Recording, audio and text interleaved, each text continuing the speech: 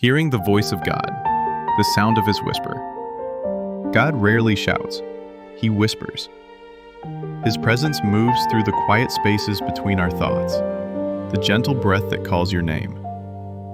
In a world full of noise, the voice of the shepherd remains soft yet certain, inviting you to draw near. After the earthquake, a fire passed, but Yahweh was not in the fire. After the fire, a still, small voice. 1 Kings 19:12. That is where Elijah found him, in the whisper. The prophetic life does not depend on volume or spectacle. It thrives in recognition. You learn his tone by peace, not pressure, by presence, not performance.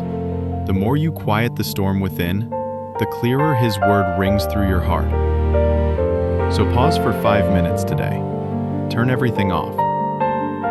Whisper, "Speak, Lord, your servant is listening."